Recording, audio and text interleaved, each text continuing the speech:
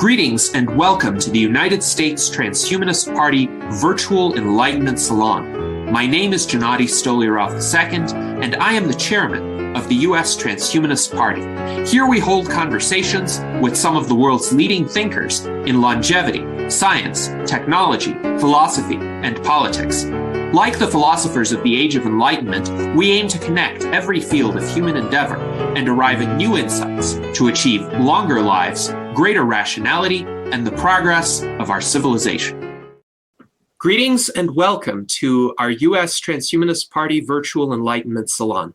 Today we have a fascinating conversation in store for you that is both political and philosophical in nature. Joining us today is our distinguished panel of U.S. Transhumanist Party officers and members, including our Director of Visual Art, Ramon Garcia, our member from Texas, who heads the Texas Transhumanist Party, Crowley, our Director of Community and Citizen Science, who also ran as our Vice Presidential candidate in 2024, Daniel Twedt, and our special guest today is Brandon King, who is currently running as a candidate for the Minnesota House District 20A, and he is seeking the U.S. Transhumanist Party's endorsement of his candidacy. We have set up this virtual enlightenment salon so that you, our audience, could get to know Brandon a bit better, some of his background, some of his journey, and some of his policy proposals and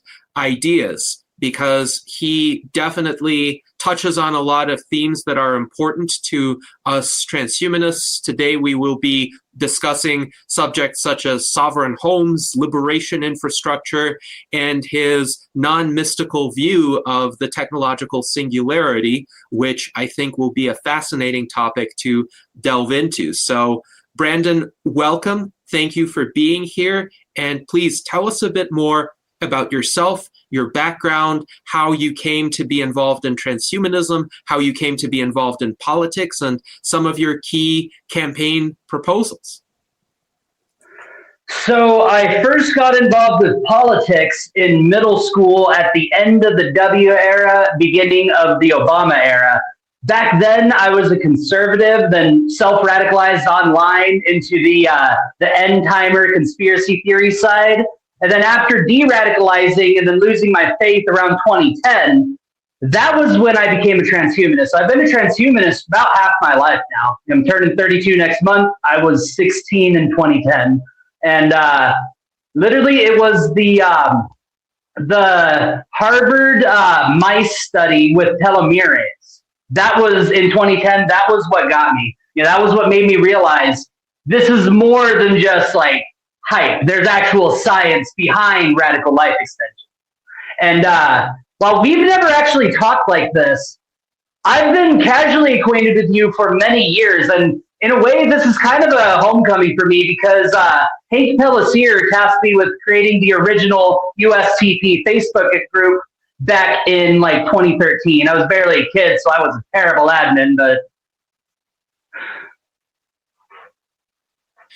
yes, this is quite fascinating, and indeed we have in our U.S. Transhumanist Party Constitution some statements of historical fact that are quite interesting because we did merge with the U.S. Longevity Party in 2020, and part of the statements of historical fact were in relation to the founding of the United States Longevity Party. So historical fact yes, the U.S. Longevity Party, that was it. Yes. So historical fact number 5 is that the United States Longevity Party was founded on January 1st, 2012 by Hank Pellissier. And then historical fact number 6 is that the second person to have held the title of chairman in the history of the Longevity Party is Brandon King. So you are in our Constitution in recognition of that history. Tell us a bit more about that. How did that arise that you then became the chairman of the U.S. Longevity Party. I know Hank Pellissier. Hank just wanted to, he wanted to get less involved and asked if I would step up. But again, I had no idea what I was doing. I did the best that I could for a couple years, but yeah, then it just kind of started getting way out of my hands. And I'm glad that you guys took over, honestly. Yes. And that is interesting because I knew Hank during that time period, and I know that Hank Pellissier has a tendency to start various initiatives. He started various publications too, and then hand them over to other people. So that is what happened to you. Now, how did your views evolve during that time period, and what were your impressions of the longevity field in the early to mid 2010s as compared to what it has become today? So my politics, after I de-radicalized from the far right, I kind of drifted towards libertarianism at first, but it was transhumanism that made me a socialist. Like, I didn't start at class consciousness. That came after for me because it was internalizing the zero marginal cost and exponential growth. Like, once they converge, at that point, profit just becomes parasitism. Like, once zero marginal cost is across the board, even a cent of profit is 100% profit.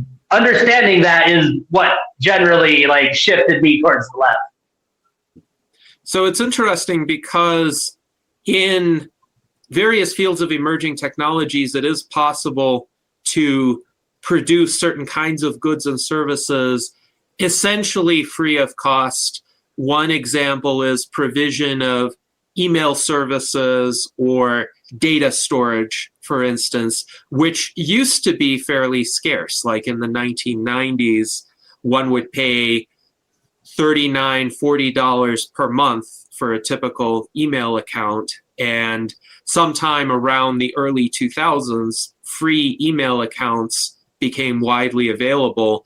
And right now, it seems to me a lot of the services that require one to pay for premium tiers of data storage aren't doing it because they couldn't readily provide that storage free of cost. They're doing it because that is their particular model of revenue generation. But there are increasing numbers of areas where people can, in principle, access services free of charge. And of course, one aspect of the transhumanist vision is the possibility of what is called sustainable superabundance, where more aspects of the material world could be reproduced so cheaply as to be virtually free. So I wonder, though, what that would imply for, let's say, standard classifications of economic systems. In the 20th century and in the 19th century, there were well-defined ways to characterize capitalism and socialism, whereas it seems to me in the early 21st century, we're already getting to a situation where it's not clear that a particular arrangement neatly fits within one or the other. So is a private entity giving you free data capitalism or socialism? It doesn't seem to be either. Likewise, a universal basic income isn't necessarily socialism in my view. It would depend on how it's funded. If it's a redistributive UBI, it might be socialism. If it's a UBI that is arrived at from, say, a federal land dividend, as Zoltan Istvan proposes, by renting out unused federal land to private entities and using the proceeds to pay for a universal basic income, that's not exactly capitalism because the government is still doing this, but it's not socialism in the traditional way where there is some sort of centralized control over the economy. Rather, the government is simply administering proceeds that wouldn't have been generated otherwise. So I am not sure if the old isms really describe that kind of world, but I am curious about your view of what you call Enlightenment socialism and how that would differ from other forms of socialism, historical forms of socialism, or Marxist socialism, or socialism as it has been implemented and practiced in the 20th century, be it in the communist countries, at least countries that called themselves communist, or in the democratic socialist countries, say in Scandinavia.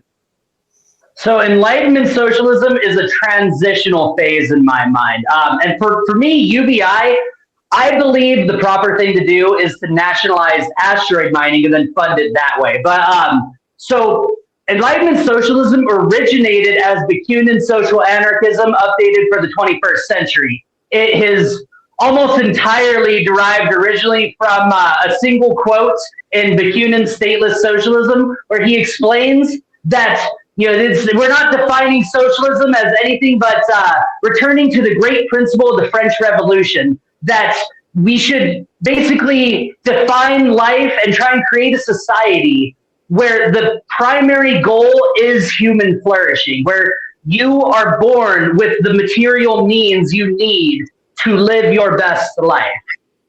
And that's largely where it originated. And generally, I tend to discard much of the 20th century, which is where the Enlightenment prefix comes from, and focus mainly on like the 17 and 1800s, because socialism originated as part of the Enlightenment project before it got bastardized by the authoritarians in the 20th century.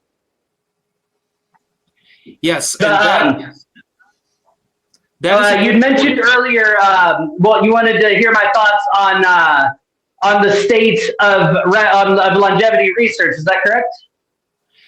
Yes, not just your views on longevity research, at least in terms of how you perceive it, how you respond to it, but also the longevity community, the movements that are advocating for longevity to be reached in time for us. What have you observed in terms of the evolution of those movements? What are your impressions? So I am very unhappy with the direction of the research. Pills, gene therapy treatments, shots, things that could be easily gatekept or used as a means of societal control. Personally, I'm more fond of, say, a 3D printed gland that produces stem cells and then naturally heals your body after it's implanted. Something that you don't need to go to the doctor every month for a new injection, I generally trust the people doing the research. It's the people funding the research that I do not trust. It's interesting because some of that is just a function of the technical feasibility of certain treatments. And I have asked before, what would the experience of going to a rejuvenation clinic look like in, say, 10 to 15 years if the first generation of therapies to reach longevity escape velocity becomes available? What would that experience be like? And the response that I've received has typically been that it would resemble a typical medical clinic visit as patients experience it today. So yes, you would perhaps get some injections, you would get some pills. The methods of administration would be familiar enough that most patients wouldn't perceive this to be anything too invasive or anything too novel. And there is a benefit to that in the sense that this would provide a certain continuity of experience. As you pointed out, one would essentially need to have these treatments administered in a controlled medical setting. Now, 3D printed organs are a field that is advancing. Indeed, for now a decade and a half, scientists have known how to 3D print simpler hollow organs, tracheas, for example. It's harder to do with organs that have a very complex morphology or a lot of functional parts, like it's harder to 3D print a heart though there have been models of hearts that have been created and have been functional through that process. Now, of course, the challenge there is if you get some sort of 3D printed part, yes, hypothetically that part could be printed, but then the procedure of implanting it is a very invasive medical procedure. Well, of course, but for the life of the organ, it would be only a one-time thing until you need to get it replaced. Yeah. Yes. So, Alan, go ahead. Oh, I really appreciate the clarity on your website. I want to say that right up front. I went through there and read a lot of great ideas. I have some concerns for you. One is a very simple fix. You got the two proposals, which sound fantastic. I read over the home sovereignty 2027. That one looks like it's pretty solid. The place on your website where it says click on my other one about the work week also provides the that's because both are, unfortunately, they're both in the same article on Substack. Aha. Well, that might be something. Okay. Well, the other thing is, I really love the idea of time and space, and how you've worked that together as a starting point for both of these things, time and space. But also, even in the development of the administrative timeline and the functioning of it, you've allowed for, at least with the sovereign homes, the using those parcels of land that are not tax worthy, I guess, of the city to really manage. That's why this is more of a state level pilot than like a town level, Yeah. And it seems like you might need to go statewide to get those building assets together. We'll call it the agency because you do. The agency would have the 3 hubs. I think you mentioned 3 hubs to do building, and you probably need state resources. The city's not going to pull off building a hub by itself. Looked like that was the right place to plan and the right level. You gave it a nice timeline. It's not like 2007. We're going to sign the bill and houses start rolling off the assembly line. Let's get the funding and the legalities together and bring it together by 2008, and then start the building out the infrastructure, the hubs, and all that in 2009 or 2029. I think you said to start actually producing houses. So I think that's a great kind of smart timeline. I've seen worse, I guess, in my time. So yeah, it looks like you got a really good plan there. My concern is the whole time and space thing resonates so well with me and my neurodivergent self that, yeah, you're hitting your target audience, but you might not be including enough folks to get elected with that time and space. See, that's the beauty of it. Space and time. Everybody needs a place to be and time to become someone. And especially today with the 50-year mortgages and Elon Musk's $1 trillion pay package based on Optimus being able to take over most, if not all, jobs by 2040. They're writing my talking points for me at this point. Yes, it's interesting because the 50-year mortgage proposal does seem to me to be a form of indentured servitude. And if one does the mathematics relative to a 30-year mortgage, for most people, the monthly payment will be reduced by maybe a couple $100, which is... It's like $200 or $300, and and you're paying $1 million just in the interest alone. Yes. So, but it only lowers it by a couple $100. I would like to address that point, though. A friend of mine, his family has lived in France and in Paris for a long time. He's a retired admiral in the French Navy. But his family home, I think it had a 50-year mortgage. However, they've been in it well over 150 years. It's not a standalone home. That's an in-town apartment.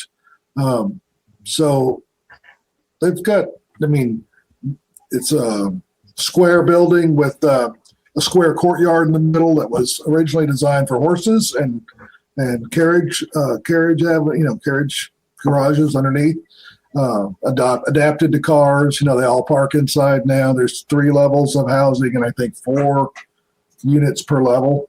So it's a big 4-story city block in Paris. And they're on the, one quarter of one floor there. Again, he and his family have not paid anything on the house except the maintenance taxes and maintenance. But the house was on a 50-year mortgage. I think part of that, it's built of solid stone, and that thing will be there in another 100 years. I mean, I'm sitting in a house that's over 85 years old now, so built in 38. So my house was built in 1905. Yeah, hey, there you go. I mean we have built great homes in the past, and I think now what we do is we tend to use a lot of gypsum, a lot of pine grown in the northeast or northwest rather. We ship it to wherever it needs to go using fossil fuel and trucks, and then we slap it together as fast as possible with the least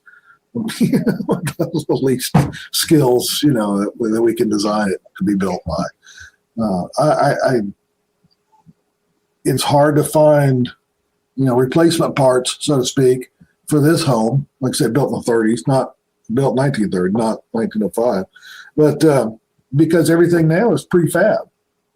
People are like, oh, I've got my prefab windows. I don't know. I mean, I'm sure there's carpenters or whatever that know how to install a window of any size, but yeah, then you got to find a glazier that'll cut you a window like that shape. So it's interesting to me that it's not just the time, it's the space, right?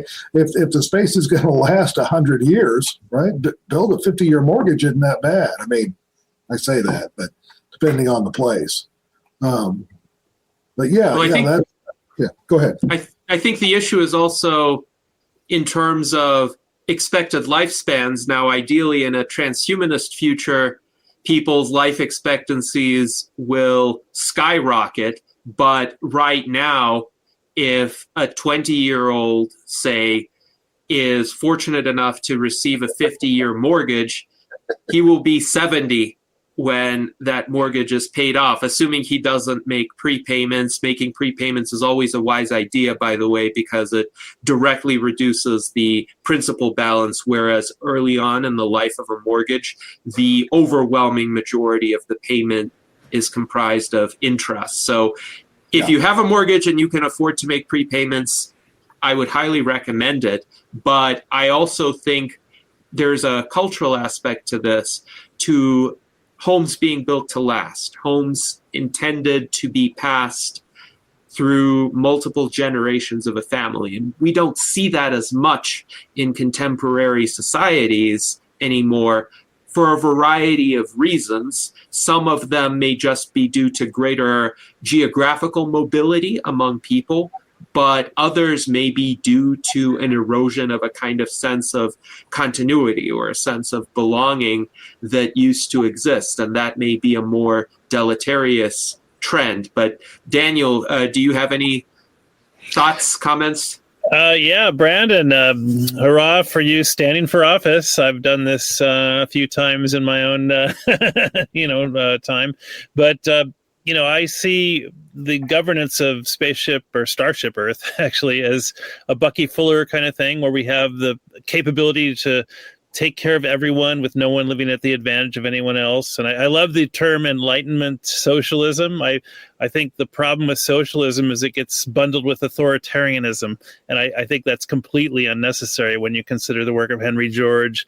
And I wonder how you feel about expanding beyond the cradle planet and taking us out to the resources of the solar system and eventually the galaxy. I would absolutely love to discuss that, because my dream career is to be a cosmic engineer. And that is something that I cannot do if the axis of Endarkenment wins, because humanity will not make it to the next century if we go down this route of Ready Player One Elysium. Now, because I'd assume that everybody here identifies as an extropian, correct? Yes. I would say so. Okay. So in my opinion, entropy is the tyranny. Like a perfect universe is a cold, dead, still, lifeless universe. That is a perfect universe. I don't see us as the universe experiencing itself. I believe in the Gaia hypothesis. We are Gaia experiencing herself. And has anybody here played Final Fantasy VII? No. So there's a concept in that game called the life stream, where it's a stream of energy in the planet. And I believe that our planet has an analogous life stream that's the sum total energy of the biosphere. You know, like the soul, it's the bioelectricity that powers our body and brains. And when we die, energy can neither be created nor destroyed, only transformed. It returns to the planet, rejoins the life stream. And that's what makes our planet different from, say, Mars or Neptune. We have a living biosphere. And I have this theory that perhaps across trillions of years and trillions of terraformed planets, that you might be able to forge, say, a hypothetical cosmic life stream that shifts the entropy balance just enough to prevent the universe from spreading apart with the heat death. We can, say, keep everything together because, I mean, the heat death presumes that nothing interferes. Life is that extropic counterforce, not necessarily humanity, because if we fail, then Gaia is just going to try the next runner-up. It's life itself. I totally agree. The cosmic mission of life is to prevent the heat death of the universe. Is that what I'm hearing? Yes. Oh, very cool. Yeah, I'm totally on board with that. I'm just thinking I couldn't get that to fly in Texas, but I love the message. Well, I'm glad that I'm doing this because this is the first place where I can naturally talk about these things, and I don't have to educate you guys on all the initial topics. You guys just get it. Yeah. So this is a very unique moment for me. We're waiting for the heat death of the universe because the price of oil is going to boom. I mean, it's terrible. No, I think the two political parties should be the extropy party and the entropy party, right? It's like, well, that's the thing. Like the Endarkenment, as I call them, they are servants of entropy. They absolutely are. Because what is tyranny and control and hierarchy if not entropy? Yes. What is this? Yeah. I mean, interestingly, I have a video called Transhumanism and the Second Law of Thermodynamics, where I discuss the posited heat death of the universe, and I make the point that this hypothesis relies on the universe being a closed system. And I make an argument for why that's not the case vis-a-vis the universe as a whole. And indeed, humankind or sentient life can be an extropic force that counters the entropy that would occur in closed systems without any sort of external intervention. And I think that's an important point for transhumanists to consider, that we are not fated to be destroyed really on any time scale. The question is, can we figure out ways to prevent our own individual destruction, our society's destruction, our species' destruction in time for us to be these extropic agents? And I do think the century that we live in, the 21st century, is a pivotal time in the sense that the trajectory of our species could be glorious, or it could be devastating, or it could end very quickly if there's a nuclear war, for instance. But I was curious, Brandon, since you mentioned this term, the Endarkenment, how do you perceive it?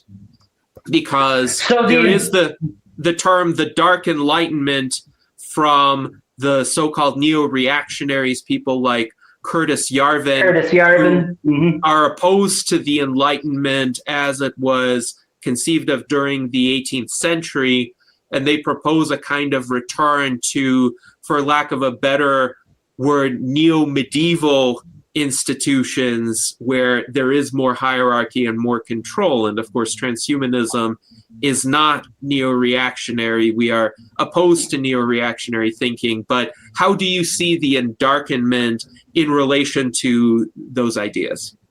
So Curtis Yarvin's Dark Enlightenment is actually where I coined the term Endarkenment, because just calling a spade, like how it's an oxymoron. How do you darken the light without endarkening it at the end of the day? But then when you really think about it, it maps on to American history perfectly.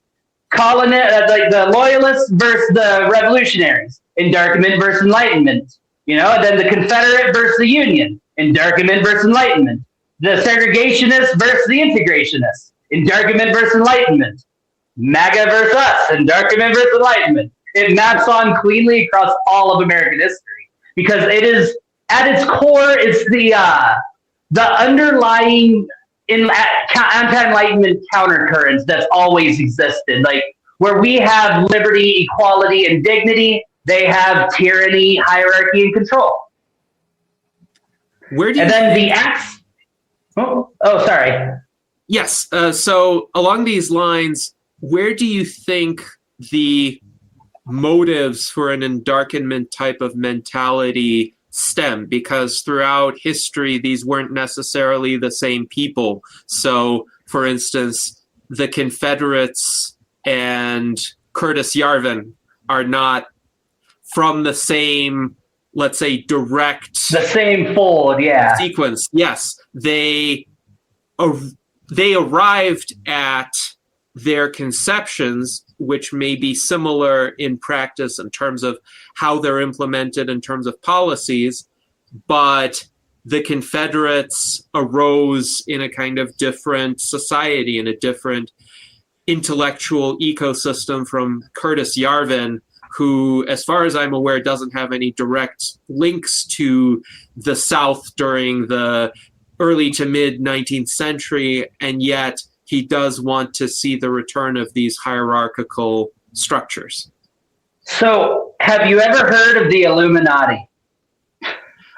I have. It's what I call the axis of Endarkenment, because it's not reptilians, it's just the rich. All right, so like George Carlin said, I believe in 2001, that you don't need a formal conspiracy when interests converge. And that's what's going on here. It's a convergence and alignment of interests and incentives among the global oligarchs, the technocrats, the feudalists, the theocrats, the autocrats, and the techno-feudalists. They are all united in control and authoritarianism, regardless of what flag they fly or what side of the aisle they're on. Oh, I think you're absolutely right. And I think that's why they are sort of this current, you know, I don't know, I see the headlines like strife within MAGA, the regime is breaking apart and all these things. But basically they are having their own little internecine warfare. Candace Owens talking bad about, Charlie Kirk. That's because there's many sub-factions here. Like you got the techno-feudalists, you got the business plotters from the Business Plot 2.0. They descend from the Powell Memo. You got the Christian Dominionists. And then even among those, you got smaller sects, like with Candace Owens. She's one of those who, when it comes to like Israel and Palestine, it's like she's right, but she's wrong about why she's right. So it's interesting, though, that you mentioned the Illuminati, and here's the Wikipedia entry on them. The actual historical Illuminati in the 18th century were a Bavarian secret society. Yeah, they were just a bunch of free thinkers. Yes, to spread the ideas of the Enlightenment. And this is what the Wikipedia page reads. The society's stated goals were to oppose superstition, obscurantism, religious influence over public life, and abuses of state power by monarchs. The order of the day, they wrote in their general statutes, is to put an end to the machinations of the purveyors of injustice, to control them without dominating them. So interestingly enough, the vision of the original Illuminati more resembles your vision than the Endarkenment, because I believe it was Thomas Jefferson who said that the Illuminati would not need to be a secret society in America because they were in theocratic Bavaria at the time. But that's why I use the term axis of Endarkenment, because that's really what it is. It's an axis among the Endarkenment they're trying, whether it's the Duganists in Russia, the Yarvanites here, they're trying to roll back the Enlightenment. Yes, there does seem to be a push in the direction of authoritarianism, in the direction of command and control erosion of civil liberties today. And I am concerned that a lot of wealthy people who in prior eras seemed to be a bit more libertarian, like Elon Musk, for instance, have instead decided to throw their lot in, at least temporarily, or so I hope, with these more authoritarian forces. What Elon Musk tried to do with DOGE, the so-called Department of Government Efficiency. On the one hand, efficiency in government is a reasonable goal, noble ideal. On the other hand, indiscriminately cutting air traffic controllers or Ebola responders or other workers that are critical to maintaining the infrastructure that people depend on doesn't seem to be a viable plan to actually achieve efficiency. It's more like slash and burn, cut first, ask questions later. And I didn't really see any sort of principled motivation behind it. Now, on the other hand, Elon has had a falling out with Trump in several ways, and I'm not sure they've exactly reconciled, though certainly they're not hurling allegations at one another nearly as much. But I wonder, in your view, how heterogeneous or homogeneous is this group? Is it possible to have allies within some of these circles, like some people who might have been closer to these illiberal regimes or illiberal tendencies at one point, but maybe they've changed their mind. Maybe they've seen the error of these arrangements. Maybe they've been burned, and maybe they will realize that it's not a good idea to make common cause with authoritarians or would-be authoritarians. Okay, so first off, the tech elite, if you remember, I mentioned earlier Elysium and Ready Player One. I have firmly believed for the last decade that's their end goal. All right, that is the techno-feudalists, the Yarvins, the Vances, the Thiels, the Musks. They have decided to embrace humanity going extinct with a small pocket of elites surviving in their gilded ivory space habitat orbiting a climate change ravaged Earth. And then that's what I believe their long game is, which is why around 2018, they started really allying themselves with the right. And then I was just about to go into one of the other points on this, but it just slipped. Dang it. Oh, yes. They are an Ouroboros. They are the dark side of the force at the end of the day. And as we all know, the dark side eats itself. You know, it's based on betrayal. Well, I just want to, I kind of want to point out that I think this is a long-term game's not the right word, but this conflict is not new. I kind of think back to the Israelites and the Canaanites living side by side in the worship of Baal versus the worship of Yahweh, and how the Israelites were like, hey, we're all going to get wrapped up in trying to outdo each other if we keep working like 24/7 all the way through, right? Why 24/7? Just make it 24 every day you work. We need a day off. right? Like, let's have a day to reflect on that, what we've done. Whereas the Canaanite philosophy was like, sacrifice your children for greater rewards now, right? So, which, to your point, I mean, whether that's using up resources now or, using up what our children would inherit from us, whether that's a clean planet or a pile of money, if you use that up, you're basically sacrificing the future for the present, as opposed to sacrificing,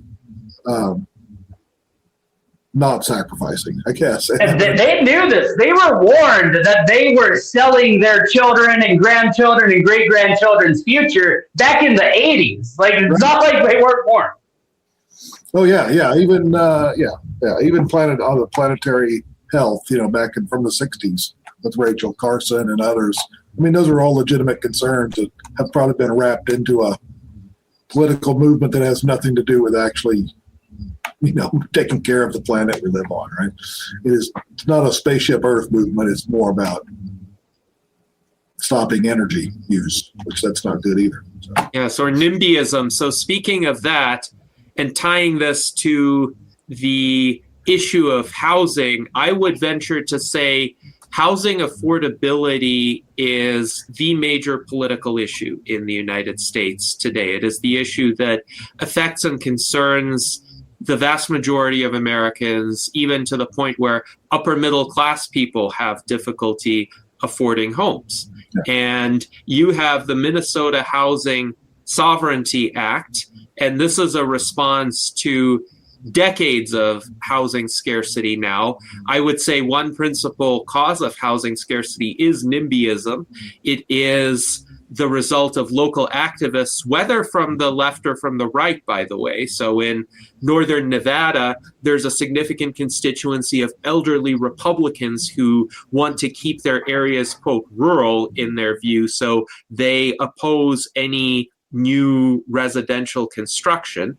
And in states like California, usually the opposition comes from left-wing so-called community groups that just want to freeze the character of a neighborhood in its present state.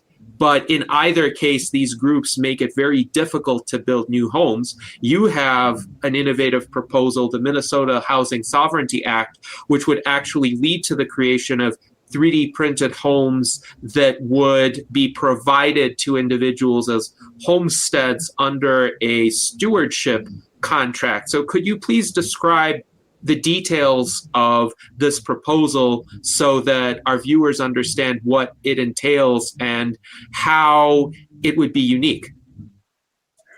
So I have been keeping an eye on 3D printed housing since 2014. When I was truck driving, it was a dream of mine to buy some land and then get a house 3D printed on there. Getting a mortgage for my 1905 home ended up being a bit more realistic in the short term.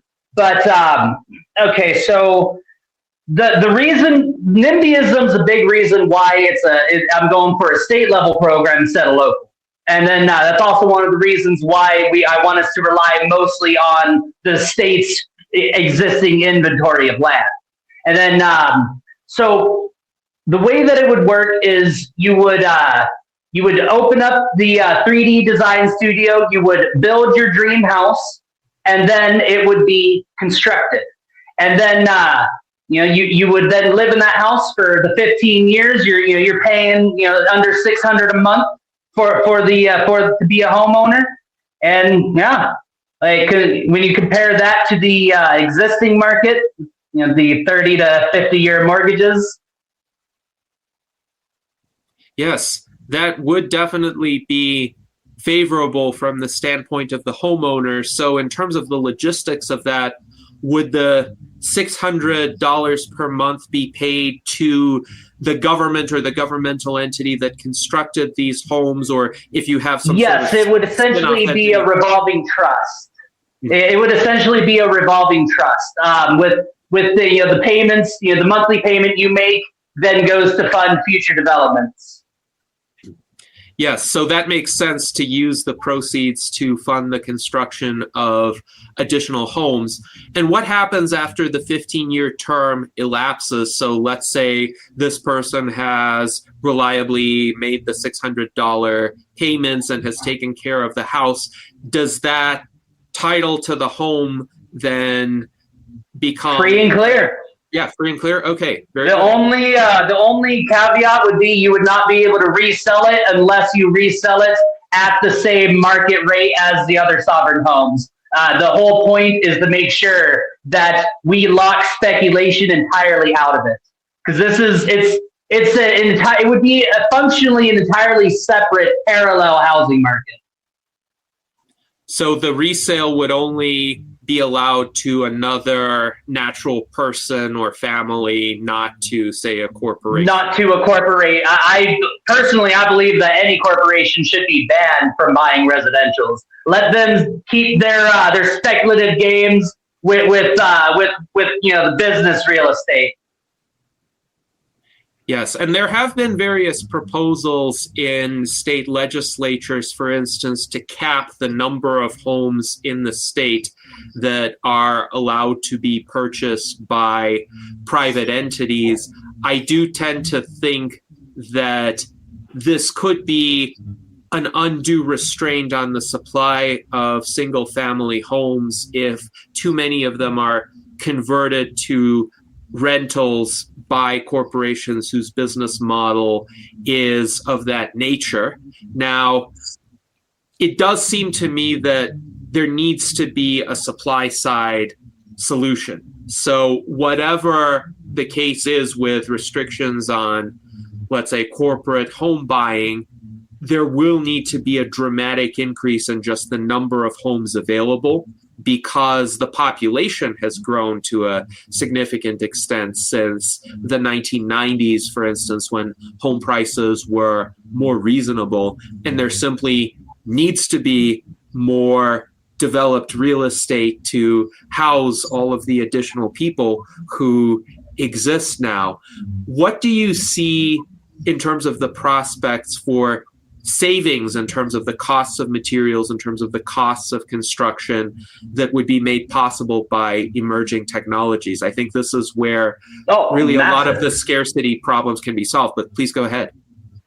So the savings is really where all the numbers make the most sense. I mean, like right now, Minnesota spends about $1.2 billion a year just on rental vouchers and developer incentives for luxury units that nobody can afford but BlackRock and Vanguard, And I mean, 3D printed homes, as is, massively cheaper right out the gate. Like we're talking under $100,000 per home. And the thing is, when Icon first came on the scene and they were talking about their home prices, I didn't realize that they were not talking to me, random worker flipping foreclosed homes in Central Valley, California. They were talking to their shareholders. And that's the thing, like where the savings benefits, we don't see that. The shareholders do. And that's what I'm trying to change here, where the average person sees the benefits of the savings as well. Because I mean, if it doesn't change, if my price doesn't change, then it doesn't really matter either way what we do. Could I jump in here with a thought? It seems to me that, the whole idea of Georgism is disconnecting the land value from the improvement on the land value. And if we had an easy way to build, say, houseboats. A houseboat can sit on land and be a house, or it can sit on the ocean and be a beautiful piece of habitat. So, I'm a proponent of the idea that we should build a life ring at the equator of habitats called sequatoria, and this would create a voluntary kind of socialist paradise for refugees of all the world, to live freely on the equator of Earth, where there's very low wave energy and there's very maximum solar input energy. So couldn't we use the Henry George style of thought? I mean, we already pay property tax. We rent the land from the government, basically. If you don't pay your property tax, the government's going to seize your land back. But they won't. Well, one of the main sources of land that I'm proposing is the tax forfeited land. I didn't copy you. Oh, sorry. One of the main sources of land that I'm proposing we take from is tax forfeited land. Oh, yeah, which is a huge market. But why do we have tax forfeited land? Because we don't have land capitalism. We don't have a proper, valuing. We don't have a rental market that adjusts the property taxes with the value of the land. And they've done this, in places like Singapore, which has the highest land value in the world. And they basically have 99-year leases where the government allocates the land. And it basically works out, pretty well. But I'm thinking we could go one step beyond that and just make the whole Earth kind of, a houseboat, parking spot, and you could print. See, that would be ideal. That would absolutely be ideal. Like, I am all for every human being just being given a seastead. We could fit all of the human population on 1% of the ocean. Yeah. Yeah, you could fit all the people on Earth in Texas at the density of Tokyo, so that's kind of an interesting, thought experiment. But we really shouldn't be charging people for what they need to live, because that's slavery. If you say you can't get what you need to live without, giving up your life, I mean, that's the definition of slavery, pretty much. So I often joke that the only hierarchy I accept is Maslow's hierarchy of needs. Yeah, yes. And that would be a good starting point. But anyway, thanks for indulging my thoughts there. Back to you. So the space and time concept is that essentially you are trying to make sure that the lower rungs on the hierarchy of needs are fulfilled, and thereby people would have more room, more space for self-actualization. Now, interestingly enough, this is the page for Icon's Mueller Homes project in Austin, Texas, where they have several hundred 3D printed homes already that one can see they've been built, and one can view them online as well. So this is starting to happen, but you've characterized the prices of those homes as still being quite high relative to the cost of production, because they're in the same market where housing is scarce. So essentially, the builder has an incentive to charge what the market will bear, and your plan creates this distinctive parallel market where you have fixed terms, essentially the $600 a month for 15 years. Now, are you going to have any sort of criteria for eligibility? And I'm just asking because I am curious about this, or would anybody be eligible if enough homes are built to become a homeowner pursuant to this arrangement, as long as they adhere to the terms? I'd imagine that the best situation would be a waitlist lottery sort of deal. But personally, especially during the pilot, I would love to see a ceiling for the pilot, where if you make a certain month, then you don't necessarily qualify to participate in the pilot. Because I would like for the average Minnesotan to be able to take part in this. And then after the pilot, the legislation would have 1 in every 10 homes go towards the homeless. In Minnesota, we only have 11,000 homeless people. I figure at that rate, we could end homelessness as a category of human within the state by the mid-2030s. One of the platform proposals of the U.S. Transhumanist Party, which originated in response to the COVID pandemic, is to create 3D printed tiny home communities for the homeless, where the homes would not be as large necessarily as what you conceive of, because they're not intended as, let's say, the final homes for many of these people, but these people would be able to get free conditional title to those homes as long as they agree, for instance, to do some useful work, clean up litter, that kind of activity, and also as long as they agree not to bring drugs or alcohol onto the premises of that tiny home community, because we want it to be respectable and we want it to be free of the kinds of, let's say, behaviors or proclivities that might have contributed to these individuals' homelessness in the first place. But the idea is, if they adhere to those conditions, then they would be able to live in those houses free and clear for as long as they need, for as long as they haven't, for instance, found another job or found a better, more spacious place to live. And then once they do find a more spacious place to live, they might even be able to resell that tiny home to another individual. So would this also be a plan that you would consider maybe for the lower end? So if there is a homeless population and there's a need to get them housed very quickly, building those. I mean, certainly for housing, larger numbers of people quickly and cheaply, yeah, like 3D printed tiny homes would be the way to go. The 1 in 10, that would be a much slower process of housing the homeless anyway, So, and that's why it would be more for the more regular sized homes that I'm imagining. But the Sovereign Design Studio, like the way that it would work is it would be like a Sims-like gamified environment where you'd literally just build your home.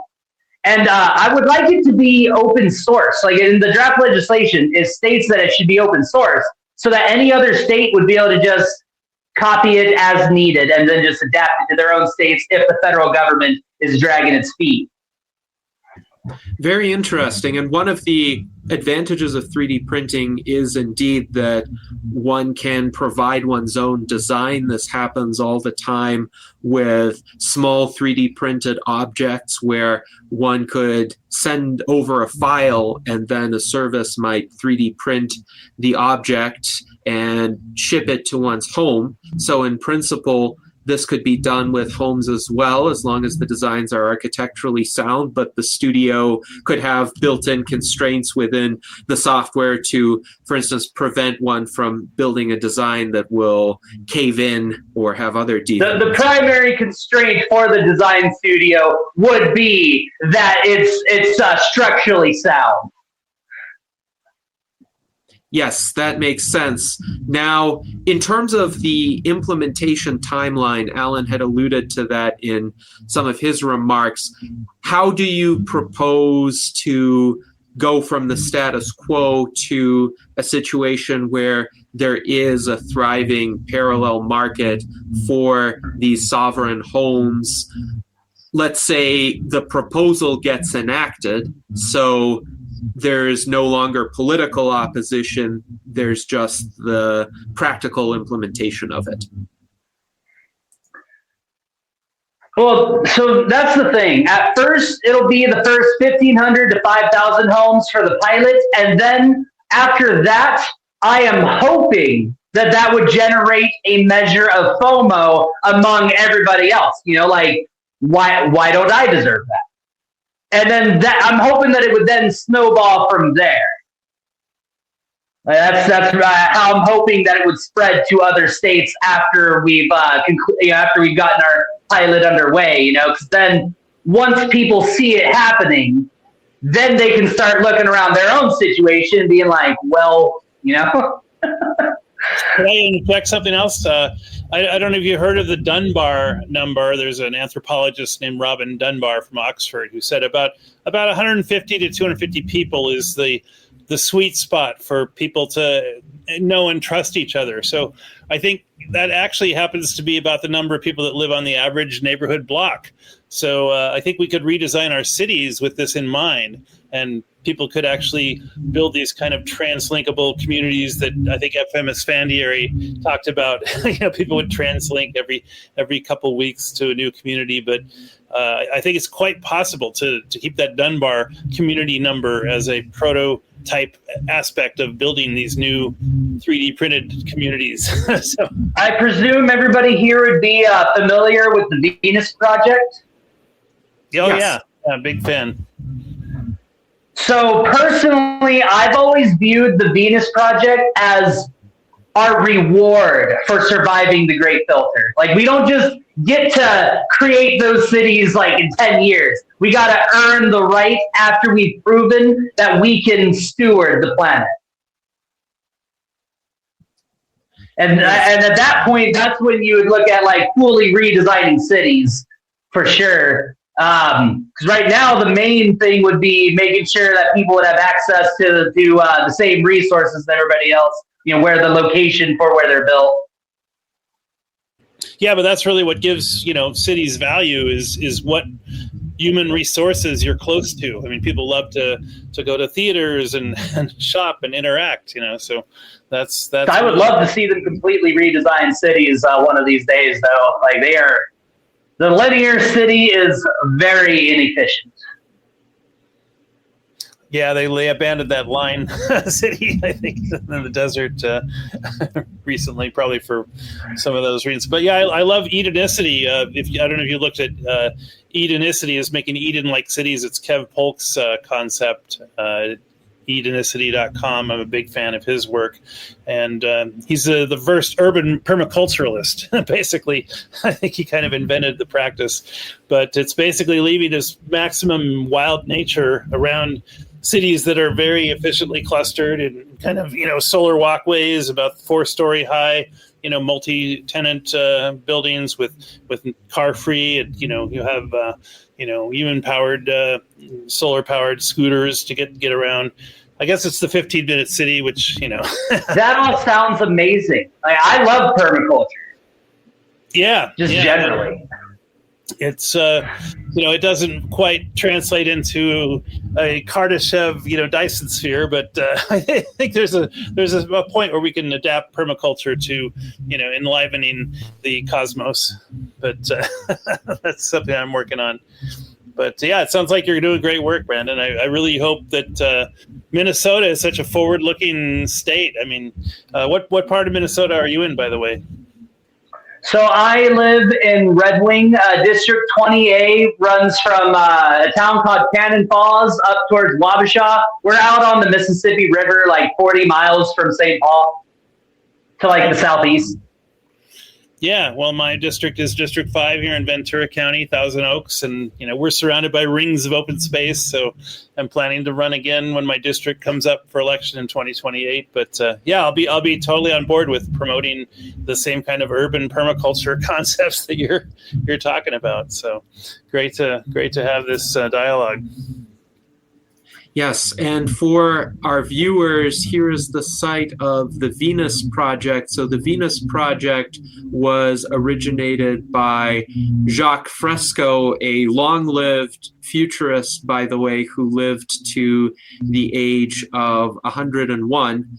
And he conceived of this idea of a resource-based economy where through advanced technologies, sufficient resources could be produced and allocated to all of the residents without even the need for money. So it's an interesting concept, but it involves a lot of futuristic architecture of Jacques Fresco's design as well as advanced logistics. And I do know of several transhumanists who have been participants in the Venus Project as well.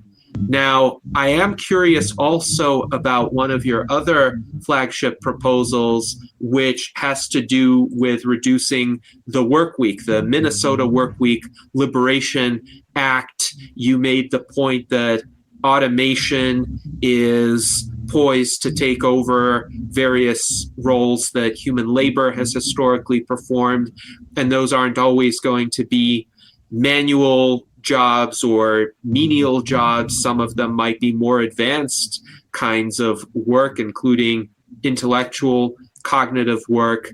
It may be that the workplace will be transformed, that some new types of jobs will be created, but there will be people who will be displaced in the transition, people who would not have those new skills right away necessarily. But you've also made the point that the 40-hour work week is obsolete. So what are your thoughts on the 40-hour work week? How could it be sustainably scaled back? And what measures would there be to make sure that people maintain a similar standard of living in the course of that transition? So first of all, Keynes himself said that by the year 2030, we would have a 15-hour work week. I'm pushing for 16 by 2040. I know that we're not going to get there by 2030. But I know it's normally not good practice to answer a question with a question, but when people ask me why 16 hours by 2040, I always respond to them and ask, what do you imagine Elon Musk has planned for his Optimus robot? Because it's not me saying that the jobs are going to be automated. I'm just saying either they're committing securities fraud on $1 trillion global scale, and if they're lying, or we need to be talking about restructuring the social contract today if they're telling the truth. It's either or. There is no middle ground there. Either they're lying and they're committing securities fraud, or they're telling the truth, and we need to be prepared today.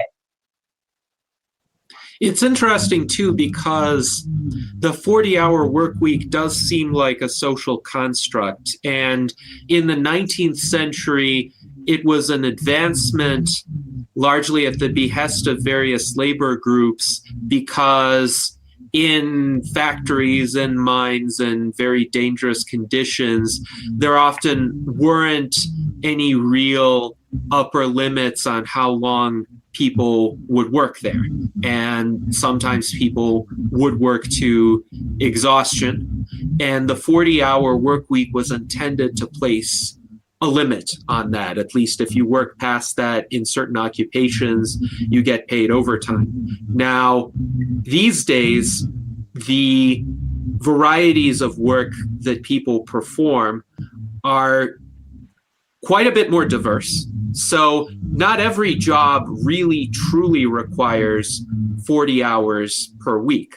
Some jobs could reasonably entail more work that is still productive, others much less. And I would say the more important question is that individual producing the output that is deserving of that compensation, not how many hours that person essentially shows up in the office for. Especially for a lot of office jobs, there is this concept of FaceTime culture, which is really just people showing up to show that they have shown up, rather than necessarily spending that time in the most effective possible way.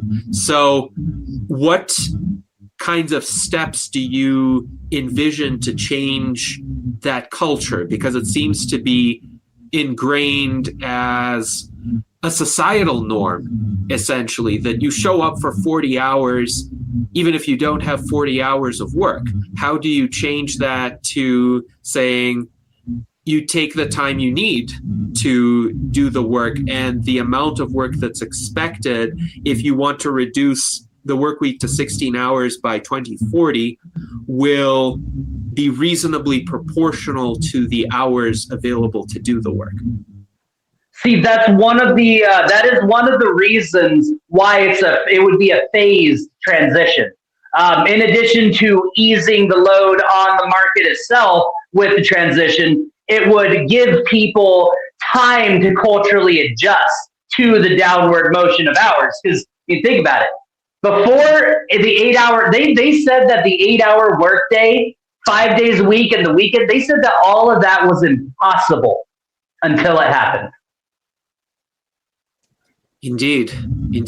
And it does seem to me that the predictions of individuals like Bertrand Russell and John Maynard Keynes, whom you mentioned, that their descendants would have 15-hour work weeks, appeared reasonable at the time because they thought of how much labor would it take to satisfy the typical needs of a human in that But era. like you pointed out, that's not how the office thinks, you know? Right. Like, they're not sitting there thinking in terms of productivity. It's more in perceived productivity. Right. A lot of that has become more of a cultural expectation that is perpetuated for its own sake rather than something that is strictly necessary. Now, the culture, of course, would have to adjust. And these days, a lot of people, mistakenly, I think, associate their identities, the sense of meaning that they get in their lives with their jobs, their careers, the titles of what they do for a living, rather than a more multifaceted kind of perception. And for me, I find that personally rather odd because I see myself as an individual first, not a particular job title. And I like to see myself as a Renaissance man or a man of the Enlightenment who can do any number of a wide range of activities as long as I can understand the key premises behind those activities needed to carry them out well. So I find it strange that a lot of people tie the core essence of their being to some particular profession or occupation. How do you propose to transcend that mentality? So one of my favorite words has always been eudaimonia. It's the Greek word, the closest translation is generally human flourishing. Aristotle called it the greatest good. And then like Buckminster Fuller said, the goal should be getting back to thinking about what it is you were thinking about before someone told you to go earn a living. And that's the thing. Like, what I believe that the ultimate purpose of civilization should be is to create the conditions where every individual has the material means to self-actualize, to create their own meaning, to flourish. And that's how we shift it culturally, by making meaning-making actually possible. Because right now, you can't really self-actualize unless you're rich or superhumanly determined. And I think for a lot of people, the superhuman determination has to be a factor, even if they have money and other resources, because there are so many factors in our culture that try to channel people away from self-actualization. In particular, we live in a culture of distraction, and I fear social media have amplified that tendency toward distraction, because the technologies of social media and the internet have a tremendous potential for human liberation. They place all of the information in the world potentially at our fingertips, but the algorithms that feed us this information in spite of ourselves in places and times when we would rather not receive it can lead us astray and can hijack our psyches toward less than fully productive or optimal ends. And this seems to be a wider problem in the society in terms of how do we get people to find meaning in a way that they are in control of, that they have purposes, they have values, they have goals, and they're not dependent on a job or an algorithm or conformity to societal expectations. They are dependent on how that person uses reason and tries to fathom the world as it is and create something better for themselves, for other people, whatever aids in human flourishing. So that, I think, is the key challenge of the era we live in. And I'm curious as to your thoughts regarding what individuals could do. You've mentioned what policies might help in that regard, but individuals are participants in that process of finding meaning, and ultimately any policy is there to enable the individual to become the best they can be, to achieve that eudaimonia, achieve that flourishing. So what would you say individuals can start doing today to get closer to that goal? I mean, I don't really know how to answer that one because I'm not exactly self-actualized myself yet.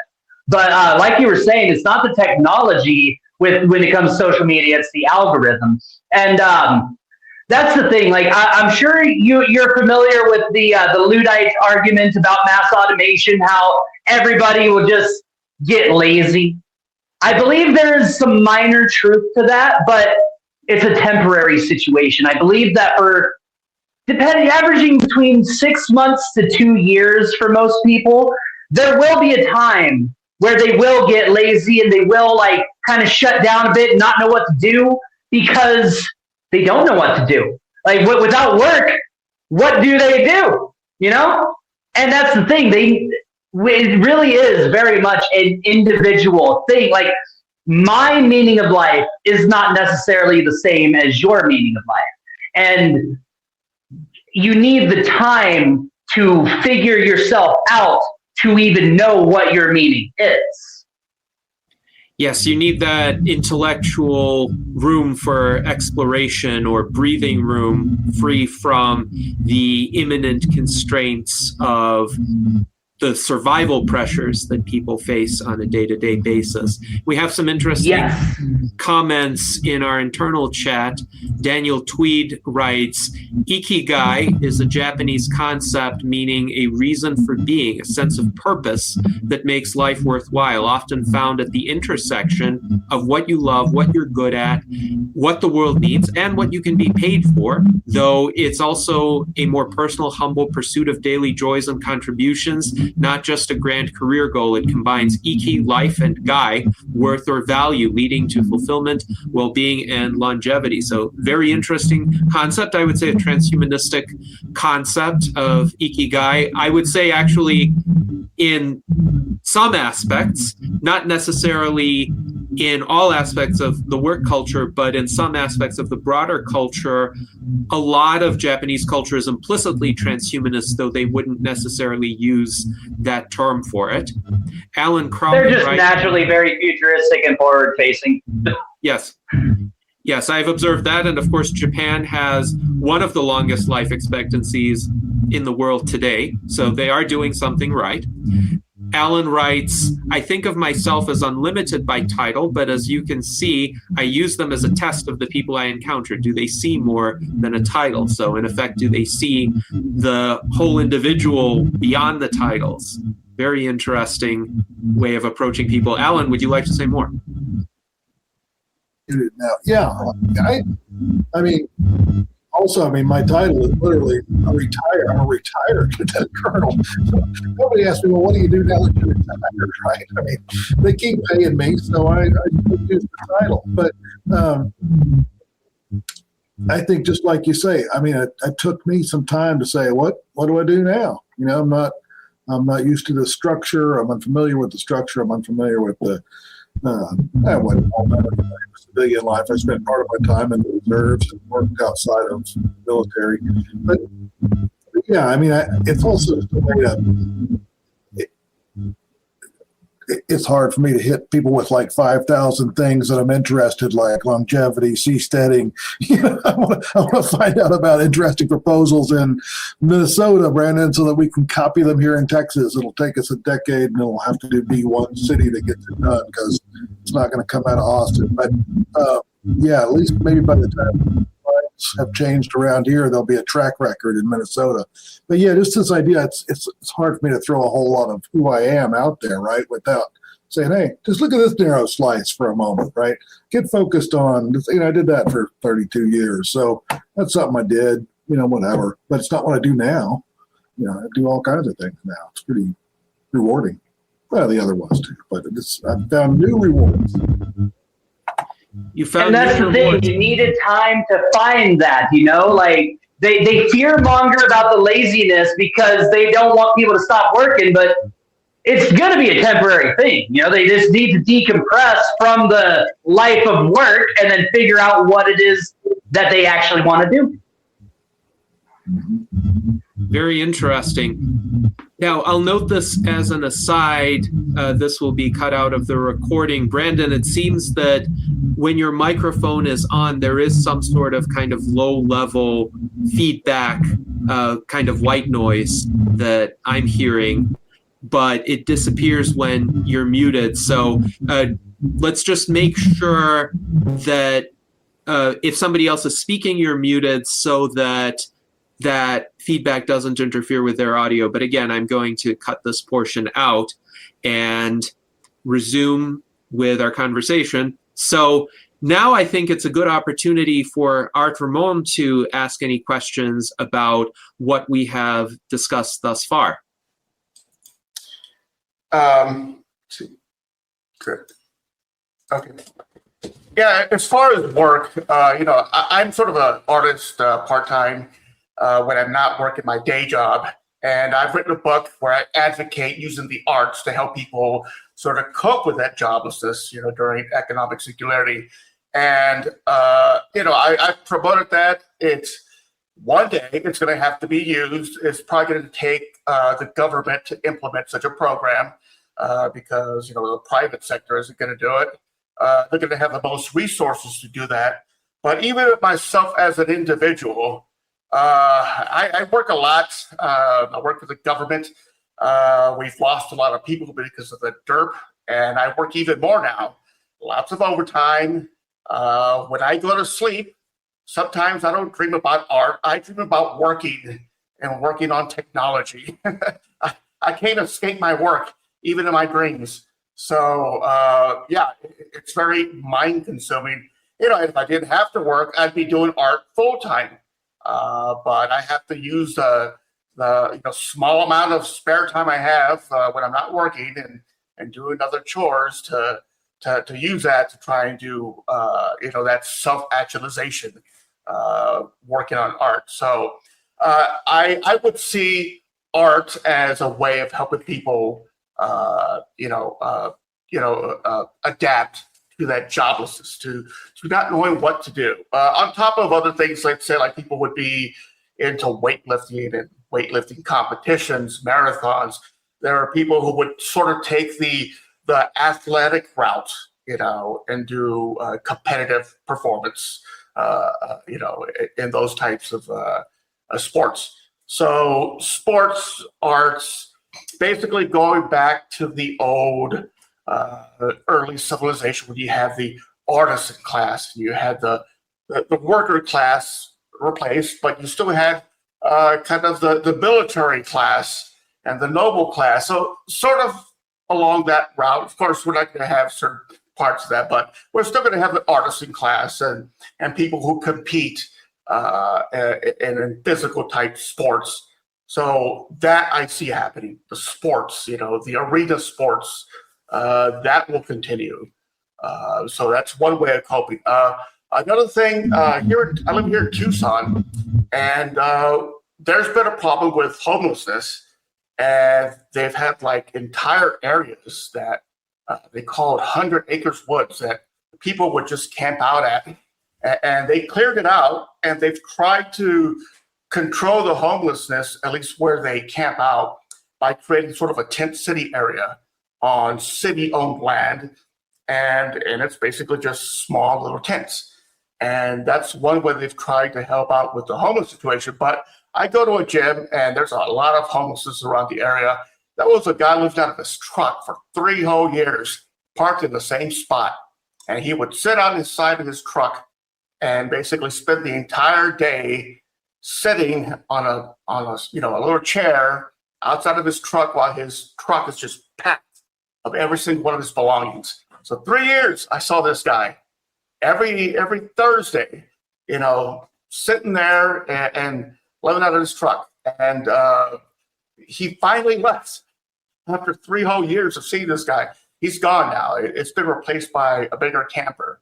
But a lot of homeless in that area, those people have not taken advantage of this city-sponsored encampment.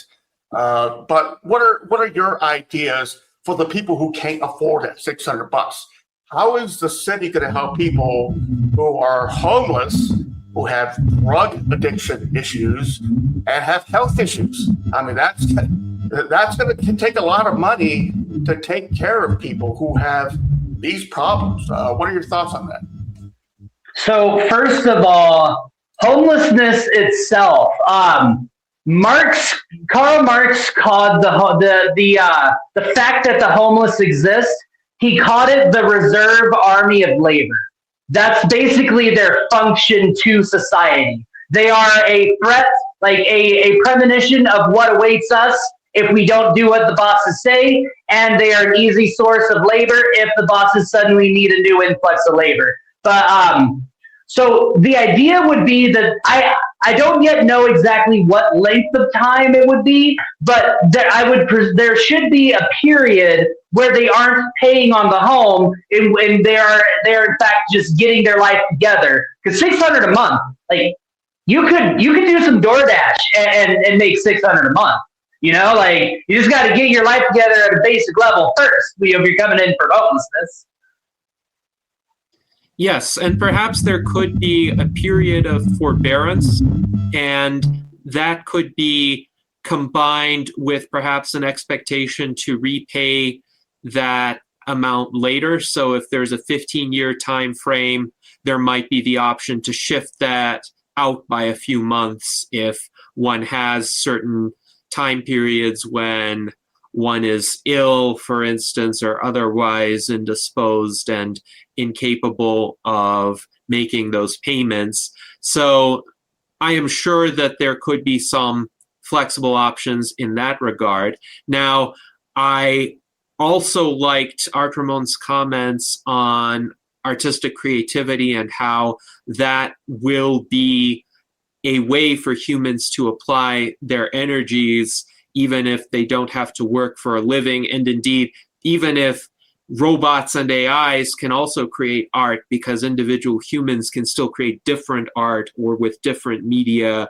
or with just different premises. For instance, I can assign a particular prompt to a generative AI, and that AI might do a good job with that prompt, but I myself directly could create something different, or Art Ramon could create something different from what I would create.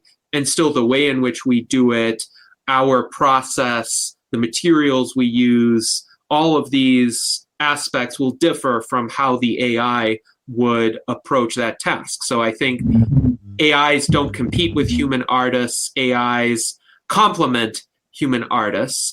Daniel Twedt has an interesting comment. Art is the humane response to the dehumanizing. So art can provide social commentary, to be sure.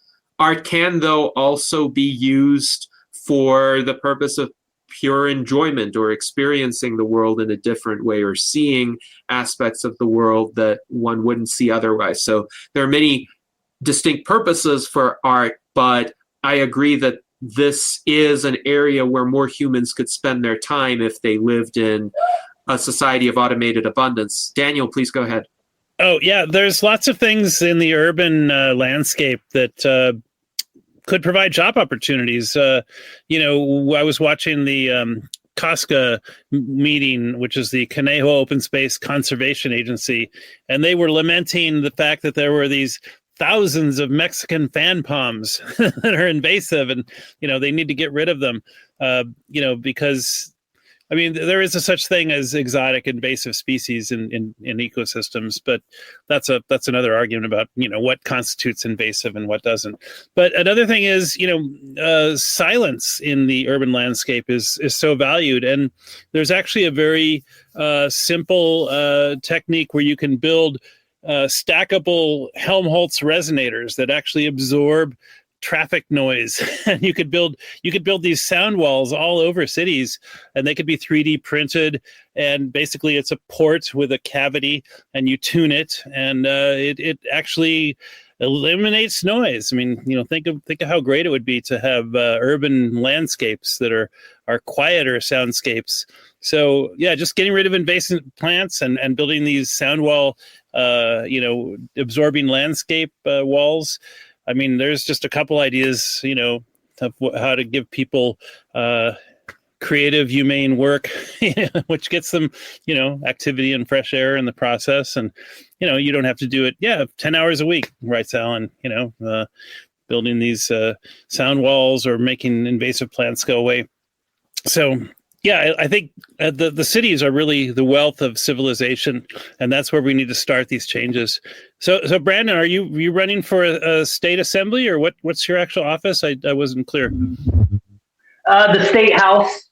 Okay. Yeah, that's a great house. Me, I've run for city council, so far 4 times, and vice president once.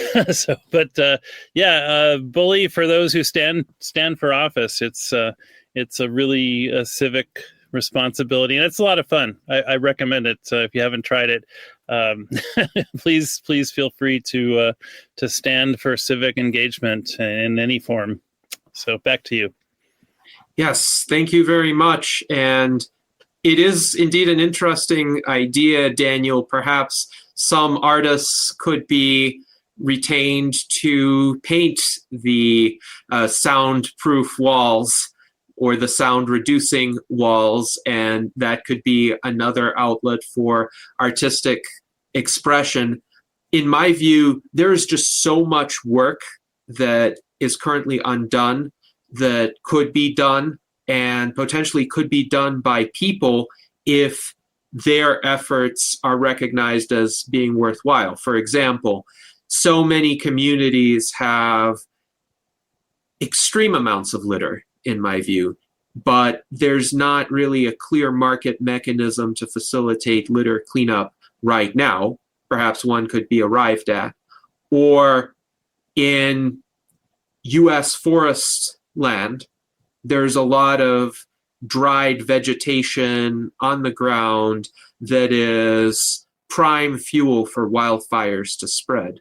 If crews of people, maybe people aided by robots, could be dispatched to clear the dead vegetation or trim back some of the brush, that would greatly reduce the wildfire risk. And there are so many of these kinds of activities that perhaps a lot of people today would consider incidental, but if they're performed consistently and reliably, could greatly increase our standards of living, that in a society that finds the way to fund these kinds of activities, there will be plenty of work to do. I think a lot of people right now are channeled into a relatively small number of occupations just because those are the occupations for which a business model has been figured out and ways to internalize the positive externalities have been figured out.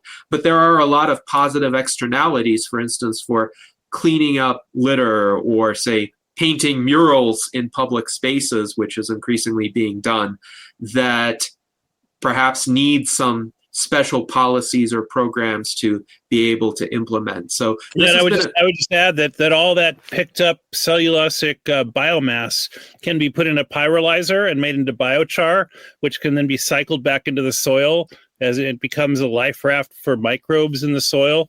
And really all landscaping in the urban environment should be permacultural. It should be, perennial fruit trees and things like that. So just simple changes that we can do, as policy changes at the municipal level, which don't take a lot of, money or time or protesting.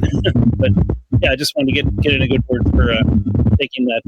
I absolutely agree with the permaculture. Definitely. Like, I've always believed that both cities and homes ideally should function as a cell.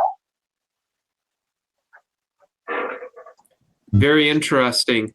So yeah, and permaculture, I might say, is a portmanteau of permanent agriculture, and it works on zones. The areas closest to you are zone 0, so you want to put the most accessible things in that zone, and the little farther away is zone 1, 2, 3, and then you have guilds of plants that are root to canopy.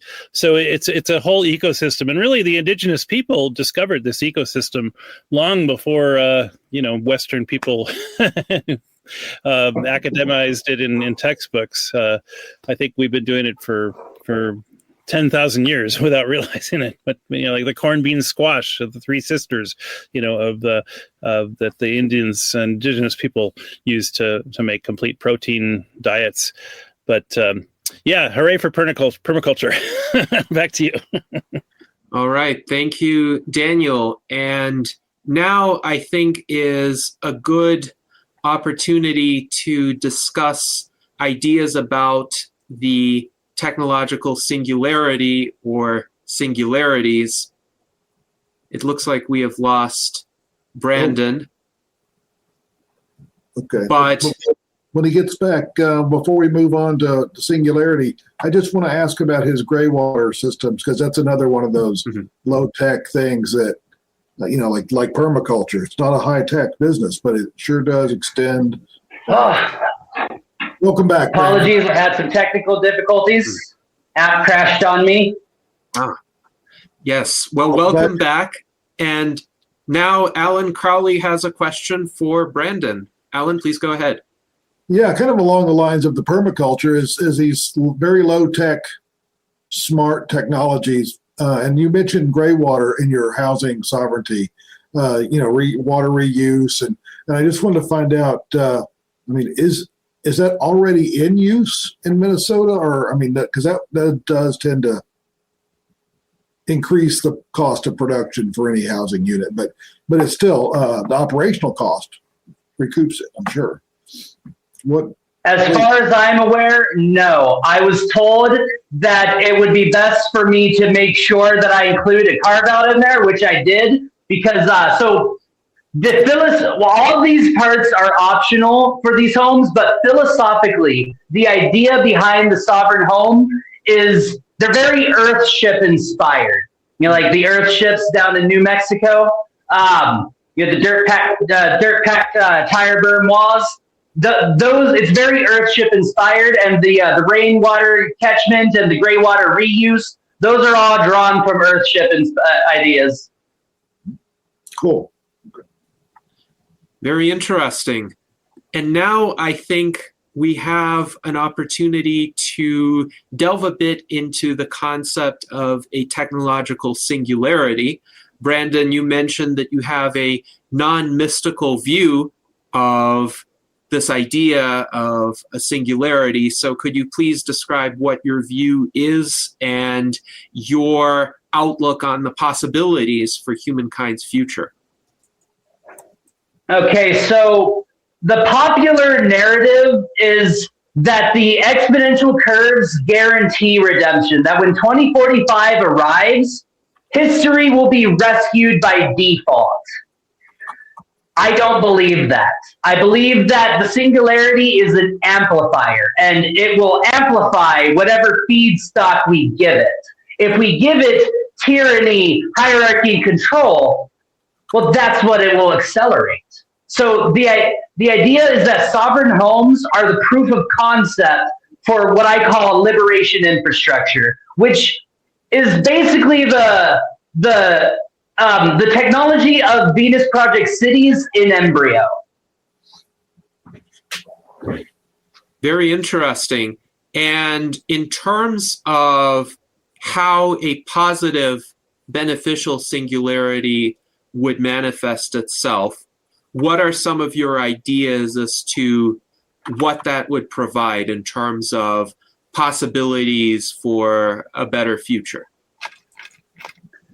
So the way that I believe that if we want to pass our great filter, we need to start getting this infrastructure at least passed on the federal level by 2033. That would give us enough runway to get it going throughout the country. And the way that I see it is that the emerging technologies should be used to decentralize both power and the means of production as close to the individual level as possible.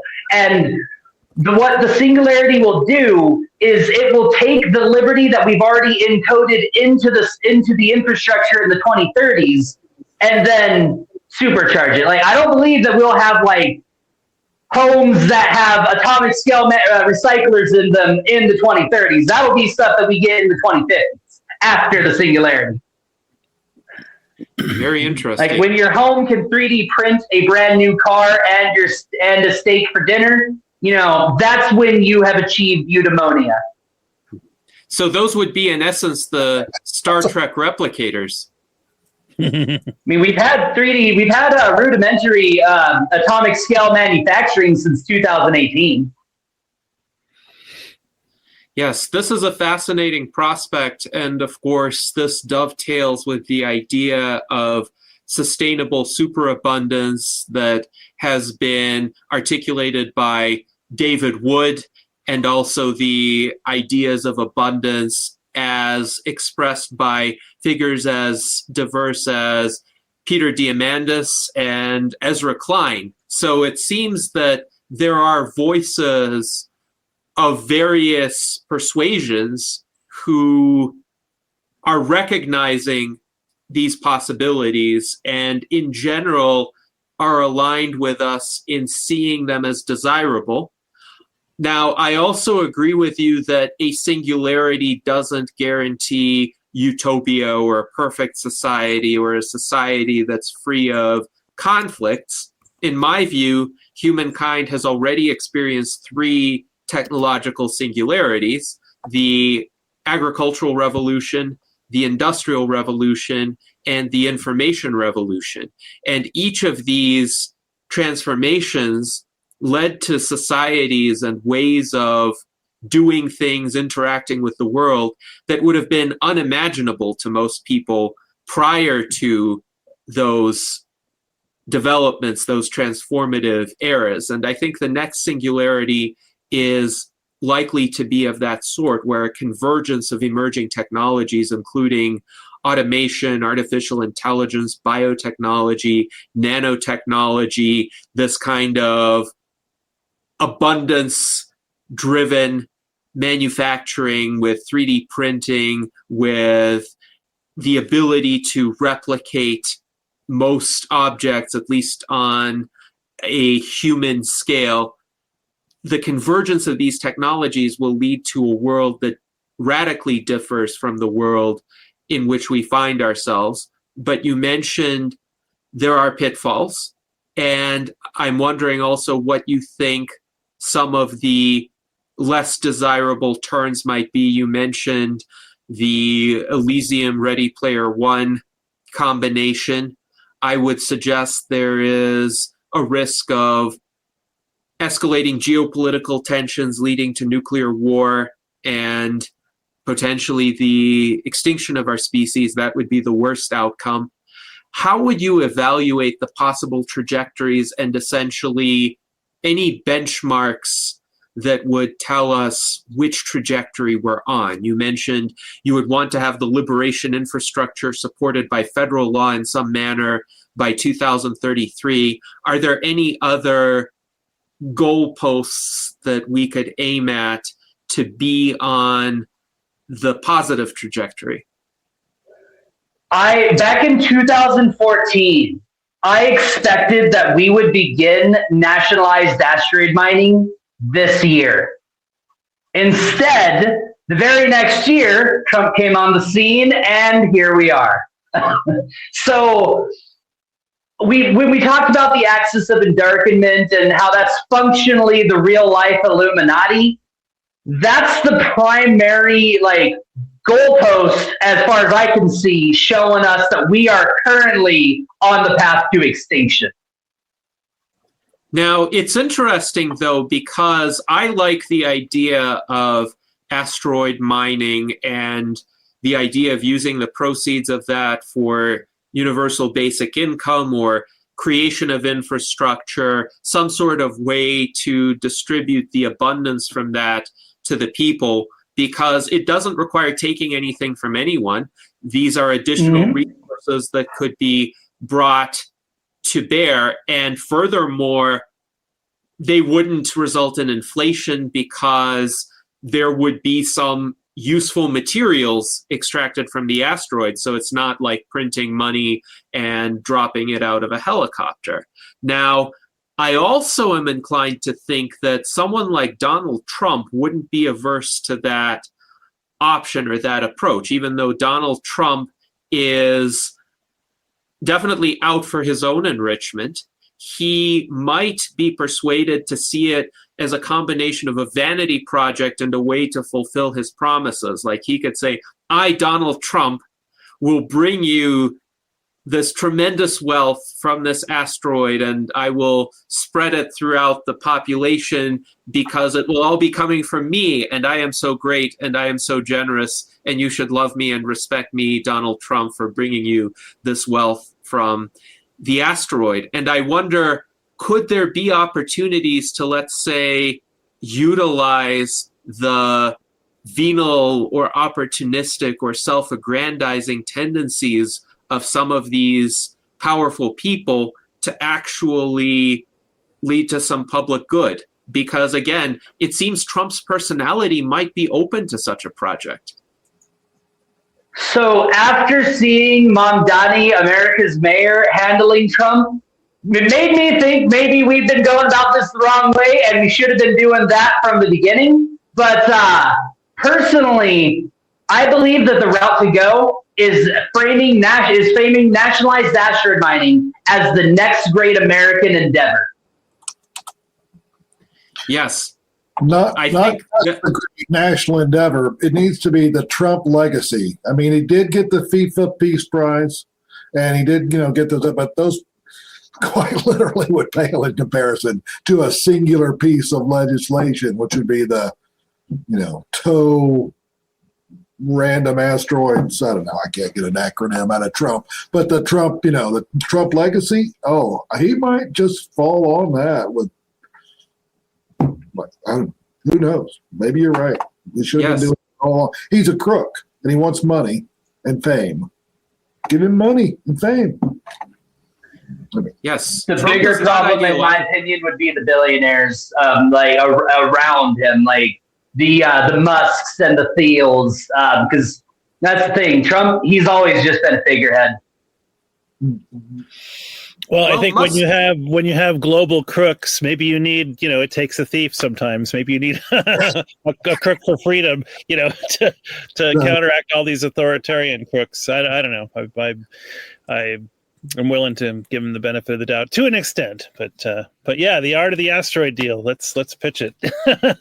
Yes, Musk might want a piece of the action because keep in mind, Musk owns SpaceX, and Musk, for all of his faults, has contributed something to building up the infrastructure of humanity with companies like Tesla, SpaceX, to a lesser extent Solar City because it got absorbed by Tesla, and the Boring Company, which has built a few tunnels, but not as many as were promised, or concepts like the Hyperloop, which unfortunately haven't had nearly as much investment as they should have.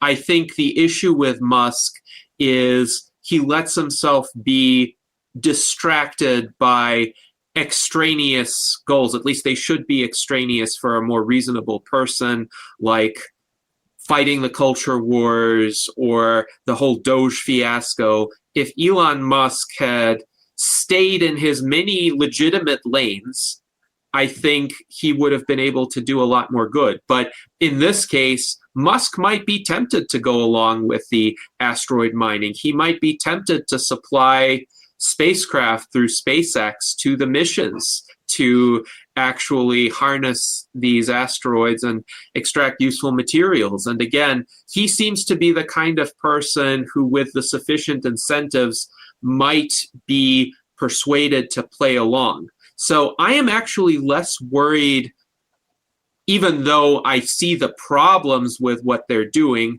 about the non-ideological, more opportunistic types, because I think they could be brought around, at least in practice, to support some of these initiatives. I am worried about the people on both the extreme right and the extreme left who have hardline ideological opposition to the goals of transhumanism. On the extreme right, these will likely be either religious fundamentalists or alt-right conspiracy theorists, bioconservatives, people who say we must not tamper with God's will. We must not try to play God.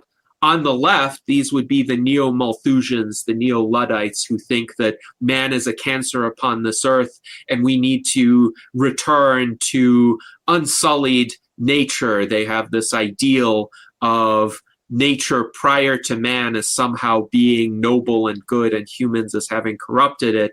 And it seems that those extremists on both sides of the conventional political spectrum are more difficult, less tractable, because they have set ideologies that oppose ours.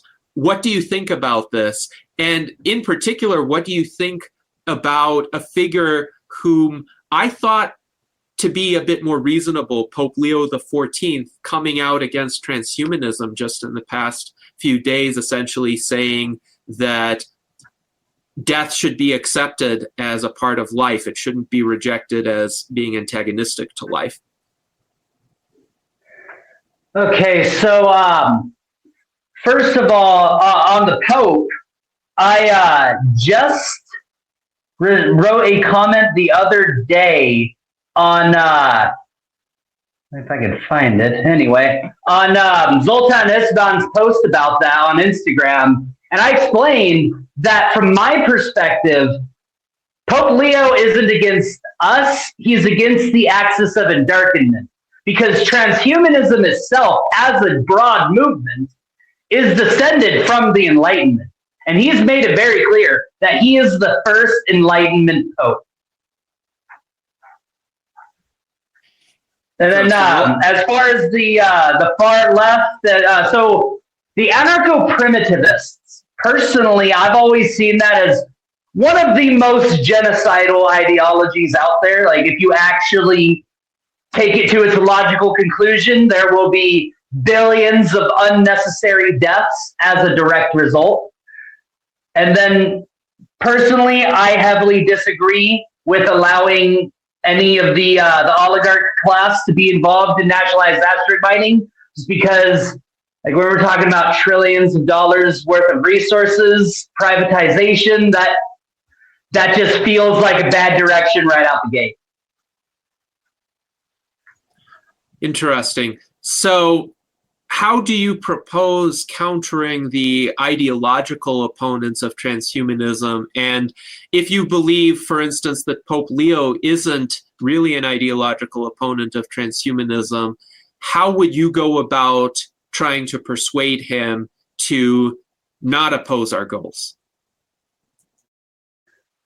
I mean, for Pope Leo, hitting him in the Enlightenment, like, that's the thing. We are, at the end of the day, we are all allies with liberty and freedom and justice and dignity. And my perspective with radical life extension is, whether you want to live 40 years or 4,000, that should be a personal choice that you make. It shouldn't be forced on you. Like, if you don't want to live that long, nobody should tell you that you have to. Yes, and of course, transhumanists will agree that it should be a personal choice, and there shouldn't be a mandate to accept any sort of therapy or treatment. There shouldn't be a mandate today to accept medical treatment if one doesn't wish to. Now, the issue, of course, right now is that involuntary death will befall all too many people, even if they don't seek it, don't choose it, even if they wish to avoid it, because of aging, because we have not been able to escape the scourge of aging as of yet with our technologies. So I would say the key goal of transhumanists is to give people that choice, to give them that option by advancing technology sufficiently far.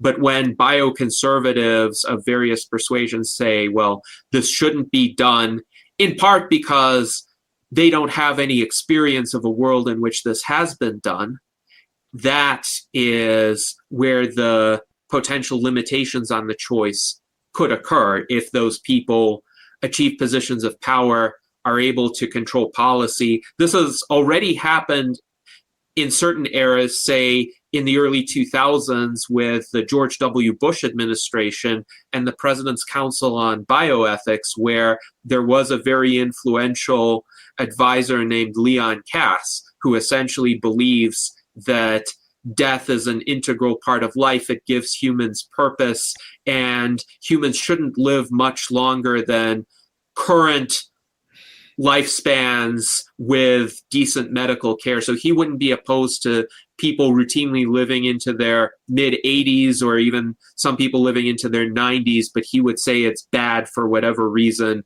for people to be able to live beyond 120. And what I'm concerned about, and what many transhumanists are concerned about, would be some group of people of that persuasion, whether that stems from right-wing or left-wing thinking, gaining control of the levers of power and telling others, you may not make that choice to extend your life. You have to accept the conventional lifespans, maybe with a few medical quality of life improvements here or there. But, could I add to that and say, what if we get future generations to be immortal? Shouldn't that be a consolation prize, even if we can't personally be immortal ourselves? I wish more transhumanists would put their shoulder to that wheel to make future generations have the possibility of indefinite longevity. I know that's not a big selling point right now. I call that conditional ancestralism. Okay. Is that a bad thing or a good thing?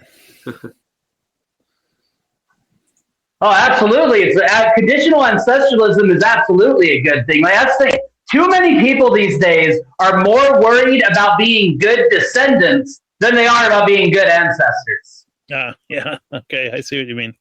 Thanks for that. Yes. Well, I would say indefinite lifespans or even dramatically longer lifespans will give people longer time horizons. So if you can expect to live long enough to see your great-great-great-grandchildren personally, then you might care about them more as well. You might plan for their well-being. You might plan for a world in which they don't have to face certain difficulties.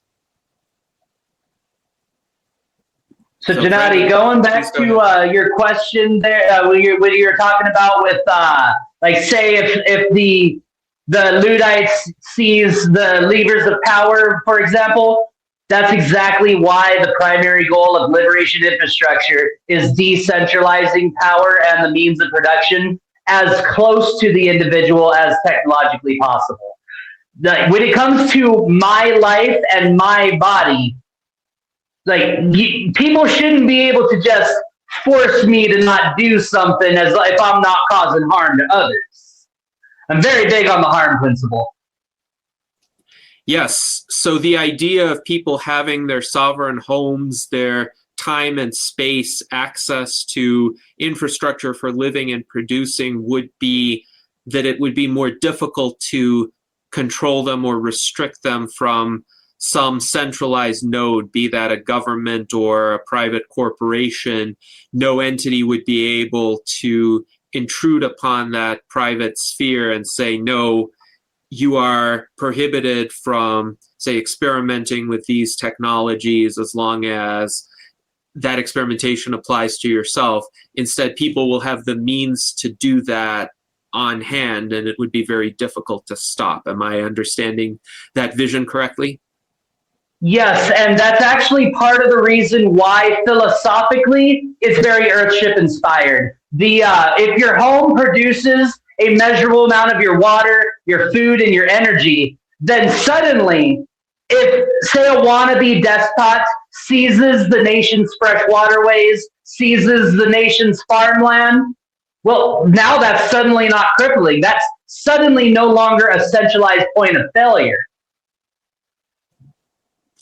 All right, very good. Thank you, Brandon. And we have one question from Alan Crowley, which I think is also an invitation to a closing statement from you. So Alan asks, how many votes do you need from Texas? Of course, you're running for office in Minnesota, but what can people from Texas or elsewhere, what can members of the U.S. Transhumanist Party do to help your campaign if they are aligned with it? And also, what message would you have for our members in connection with a forthcoming vote where they will be able to choose whether to endorse you as a candidate?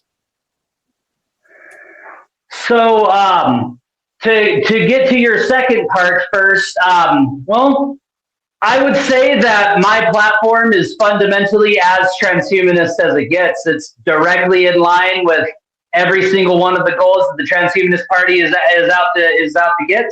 And then what was the first part again? So the first part was in regard to Alan's question. Essentially, what could people do in other states or outside of your district to help your campaign? So genuinely, right now, fundraising, like I've only raised $100 total so far, but granted that it was a month after my 17,000 follower TikTok account was banned.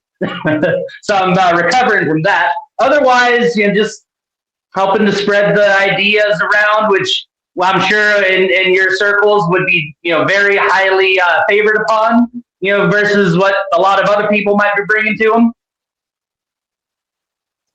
All right. Thank you very much, Brandon. And it was fascinating conversing with you for this virtual Enlightenment Salon. As I had hoped, we touched on both policy questions and broader philosophical questions as to the potential trajectories for humanity, how we can achieve the brightest future possible. So thank you for joining us today, Brandon, and I hope that we can all live long and prosper. And go Pirates.